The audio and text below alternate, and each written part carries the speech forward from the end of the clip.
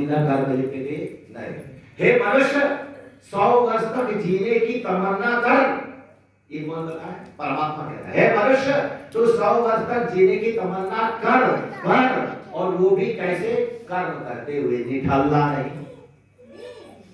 अगर तू कर्म करेगा और 100 वर्ष तक जीने की तमन्ना कर, उसमें बताया 100 वर्ष तक जीना है, अधिक से अधिक तू जी सकता है। भूयश्च सहर्षः शतात् जीवेम शरदः शतम्, और भूयश्च सहर्षः शतात् 100 वर्ष तक जिए और उससे अधिक तू जी सकता है। किसके द्वारा? अपने संयम से, योग से, तप से, अपने संयम से तू उससे ऊपर जी सकता है। कर्म करते हुए वो भी कर्म कैसा हो? धर्म पूर्ण। ऐसा ना हो कि कर्म करते हुए ऐसा है। अगर कोई पूछ रहा है, एक व्यक्ति ने पूछा कर्म करते हुए मैं चोरी कर रहा हूं, तो कर्म है तो है।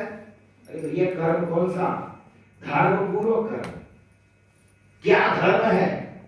वेद पहले बता रहा है क्या धर्म है, क्या अधर्म है, और क्या सत्य है, क्या असत्य है। उस पर विचार करके कर्म करना है, तब तेरा जीवन 100 वर्ष तक होगा। संयम टूट गया, चोरी किया, संयम टूट गया, तो तेरा जीवन 40 से आगे बढ़ने वाला नहीं है। दूसरा वेद क्या कहता है?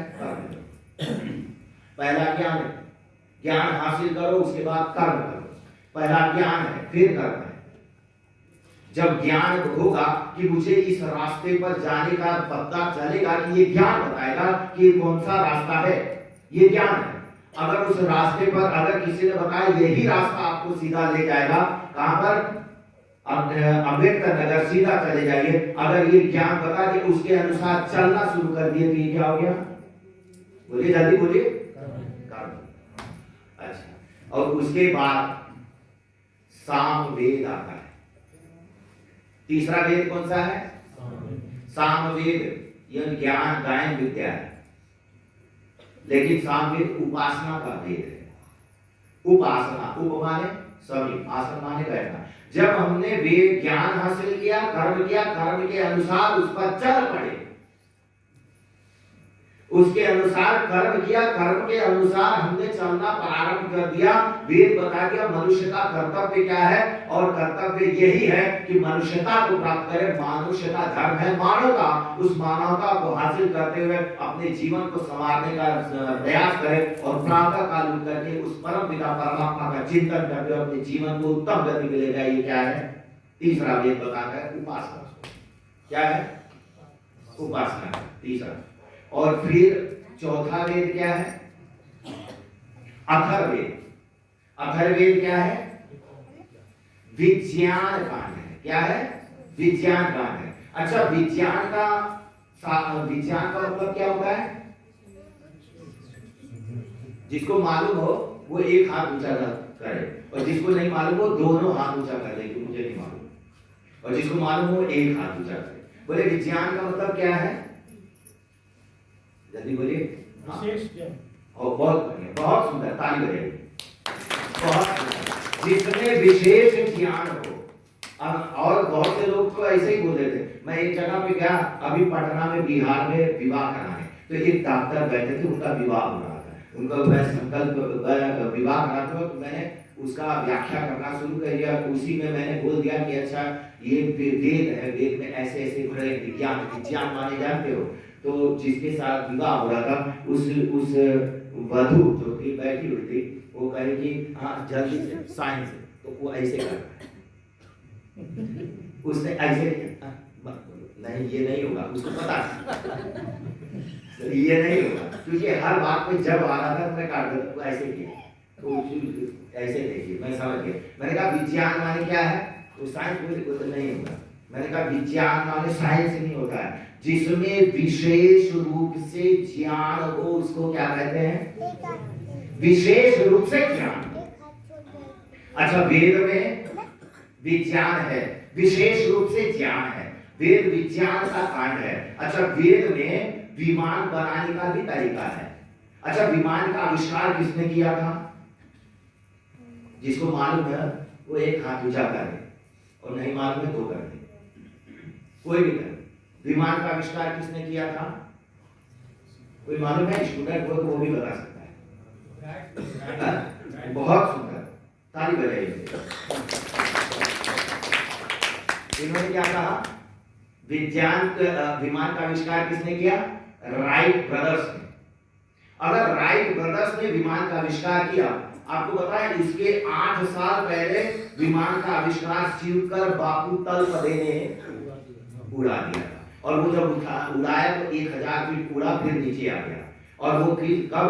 ब्रिटिश समय में। तो 1885 में उन्होंने उड़ाया और 1903 में जा करके उन्होंने जो है राइट ब्रदर्स वहां पे जो डेमोन्स्ट्रेशन हो रहा था बड़ौदा में, वो गुजरात के बड़ौदा में जो डेमोन्स्ट्रेशन हो रहा था उसको देखा। उसी में ये दोनों भाई लोग भी वहां पर मौजूद थे और उन्होंने देख करके किसी भी तरीके से उनके पूरे जो है विज्ञान का जो पूरा पर्चा लेकर के फार्मूला चुरा लिया और इनकी हत्या करके वो चुरा करके अपने नाम से जोड़ करके राइट ब्रदर्स ने विमान बनाया। अच्छा, आपने इन्होंने कहा वहां से आवाज आई कि राइट ब्रदर्स ने विमान का आविष्कार किया, ठीक है। अच्छा, जब रावण जब सीता को लेके गया तो क्या पैदल लेके गया? रावण सीता को लेके गया, पैदल लेके गया था? कैसे लेके गया? विमान तब क्या था? राइट ब्रदर्स पैदा हुए थे? राइट ब्रदर्स पैदा ही नहीं हुए थे। रावण जब सीता को लेके गया तो वो था विमान, पुष्पक विमान। चलत विमान कोलाहल होई, जब जय जय सब बोले, मतलब चलत विमान। आपने चौपाई पढ़ी कि नहीं पढ़ी? रामचरितमानस में चलत विमान कोलाहल हुई। हाँ, जय रघुवीर कहत सब कोई। हाँ, तो कोलाहल ये चौपाई है, फिर भी कौन कह रहा है? राइट ब्रदर्स बोल रहे हैं। क्योंकि ये बताया गया, किसने बताया? टीचर ने। कौन? हमारे टीचर जो चाय पीता है और बोले कि राइट ब्रदर से लिखो, मैं चाय पी रहा हूं। मास्टर ने बताया, महीने महीने वेतन लेता है, बस मेरा वेतन मिल जाए जो भी करता है। और लिखे, अगर आपको शिवकर बापू तलपदे का नाम बता दिया जाए तो फेल कर देंगे अगर पेपर में लिख दोगे। अगर ये लिख दोगे भारद्वाज ने पहले ही आविष्कार कर दिया तो फेल कर देंगे। राइट ब्रदर्स पास हो गए। पास होने से मतलब है, लेकिन उससे कोई मतलब नहीं है कि सत्य क्या है। क्या है? तो ये विज्ञान जो वेद, उसमें क्या है? अच्छा, विज्ञान है, उसमें एक ये भी बताया गया है कि बिजली का आविष्कार कैसे करते हैं। बिजली का आविष्कार कैसे करते हैं ये वेद में बताया गया है। और वेद में ऋषियों का नाम है, पता है? विश्वामित्र ऋषि, गायत्री मंत्र में लिखा है। गायत्री मंत्र का जब आप गायत्री मंत्र का जब विधि हो करेंगे, ओम अस्य गायत्री महामंत्रस्य विश्वामित्र ऋषि सविता देवता निद्रित गायत्री छंदा विश्वामित्र ऋषि।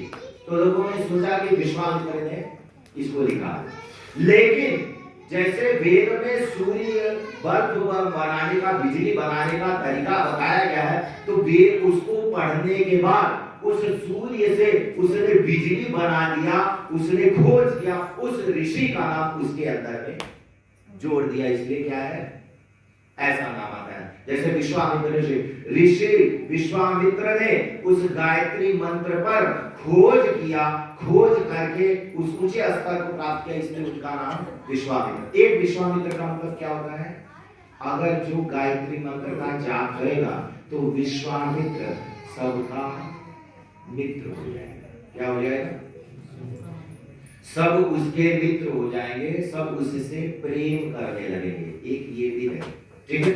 तो वेद में ये अथर्ववेद में विज्ञान है और उसमें विमान बनाने का तरीका, उसमें बल्ब बनाने का, सूर्य की रोशनी से बल्ब बनता है। आप खोज करिए, बन जाएगा। बताया, उसके बाद खोज किया, जिसने बना दिया वो एक ऋषि है। जिसने खोज किया वो भी एक ऋषि है। खोजी ऋषि मंत्र दृष्टा, ऋषि जो खोज करने वाला हो, रिसर्च करने वाले को ऋषि कहते हैं, तो जो खोजी हो। तो वेद विज्ञान कांड अथर्ववेद कितने हो गए?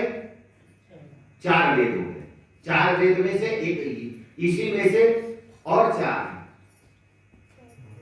गंधर्व वेद, आयुर्वेद, गंधर्व वेद, फिर उसके बाद जिस गंधर्व वेद जानते जिसमें गांठ है, अर्थवेद, धनुर्वेद, और जिसमें धनुर्विद्या के बारे में बताया, इसी वेद से है। आयुर्वेद इसी से निकला है, इसी में से। अब वेद के अर्थ को न समझने के कारण, वेद के अर्थों को, चारों वेदों का मतलब ये है, उस वेद के अर्थों को न समझने के कारण, जैसे रामभद्राचार्य ने कहा मैं वेद से राम, वेद में राम शब्द आया, कृष्ण शब्द आया, तो उन्होंने कह दिया मैं राम की कथा कह दूंगा, कृष्ण की कथा कह दूंगा। अगर कह दिया जाए कि उसको कह करके बताओ, तब उसी पे बंद हो जाएगी। लेकिन अब मैं बताता हूँ वेद के अर्थों पर कैसे गलत हुआ है। अब मैं एक श्लोक बोलूंगा, आपको ये बताना है ये कहाँ का श्लोक है, ठीक है? एक मंत्र बोलूंगा, सुनिएगा, ध्यान करो। केशवम पतितं दृष्ट्वा द्रोणहर्षम् उपागताः रुदन्ति गौरवा सर्वे हा केशव हा केशव। ये कौन से कहाँ का श्लोक है? रामायण का है। हाँ, बहुत बढ़िया, इनके लिए ताली दें। केशवं पतितं दृष्ट्वा द्रोणहर्षम् उपागताः रुदन्ति गौरवा सर्वे हा केशव हा केशव। केशवम, केशव माने कृष्ण, केशवम पतितं दृष्ट्वा, केशव भूमि पे गिर गए। पहली बात तो महाभारत में युद्ध होता है, तो कृष्ण भूमि पे गिरे हैं? नहीं गिरे हैं।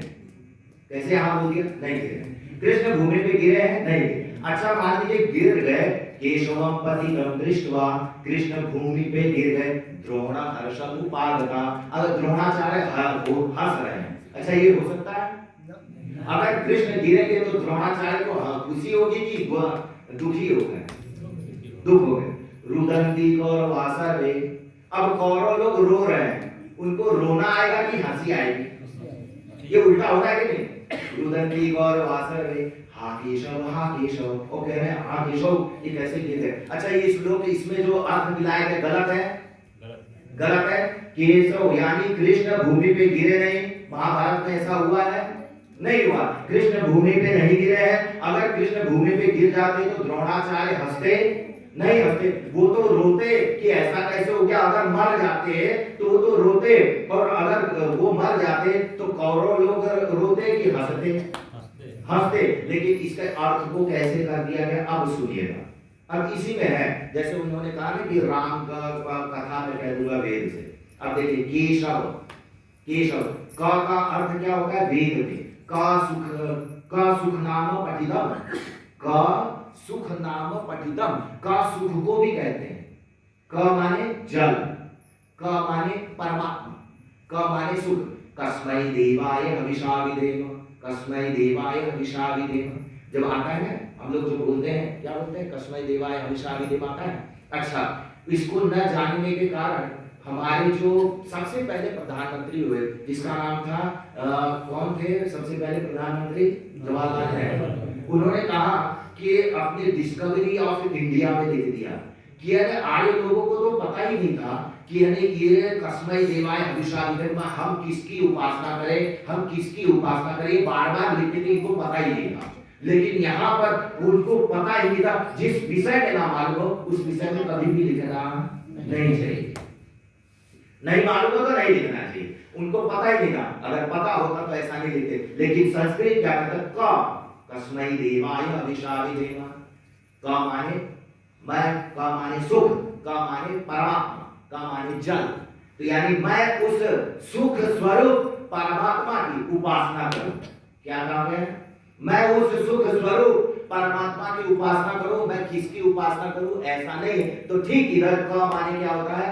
का माने परमात्मा, का माने जल, और का माने सुख। तो यहाँ पे क का सप्तमी में हो जाता है के, राम का सप्तमी में हो जाएगा रामे, है ना? तो क का सप्तमी में होगा क्या? के।